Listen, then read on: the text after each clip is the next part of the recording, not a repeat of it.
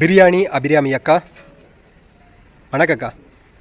பொட்டாட்ட பிரியாணி வியாபாரம் போட்டு பிரியாணி கடையை போட்டு வியாபாரம் பண்ணியிருந்தா கூட நல்லா பொழைச்சிருக்கலாம் நிஜமாலுமே.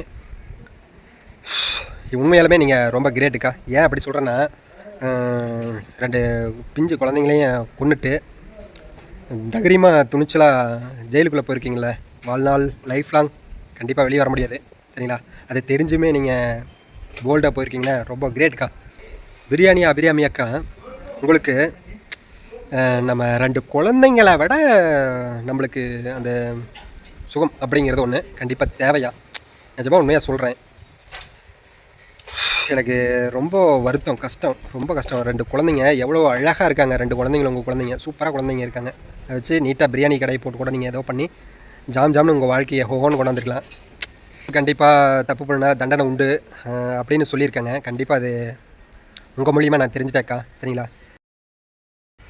நான் பண்ணும்போது கூட நல்லா இல்லை அக்கா, நீங்கள் பண்ணும்போது சூப்பராக இருக்குதுக்கா. நீ அழகு தானக்கா, உன்னோட அழகுக்கு யாரும் ஈடு இல்லை. உன் பேரை சொல்லும்போது உள் நெஞ்சில் கொண்டாட்டம், உன் 2 குழந்தைங்களை கொள்ளும்போது உச்சமாக இருந்திருக்கும்.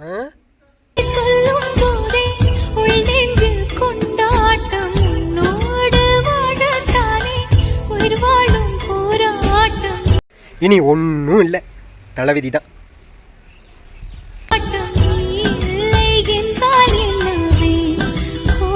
ஆண்கள் சிகப்பாக இருந்தா என்ன, கருப்பாக இருந்தா என்ன,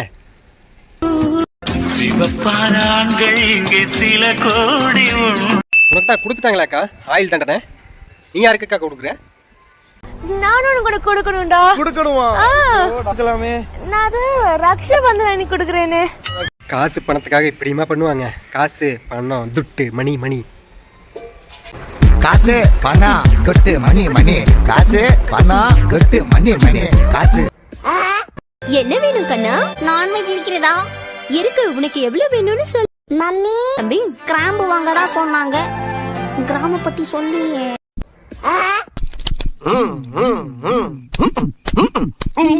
என்னடா பண்ற?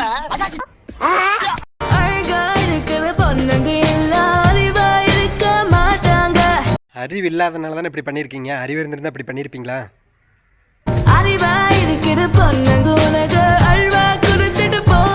உங்களுக்கு வாழ்க்கையே அல்வா கொடுத்துருச்சே.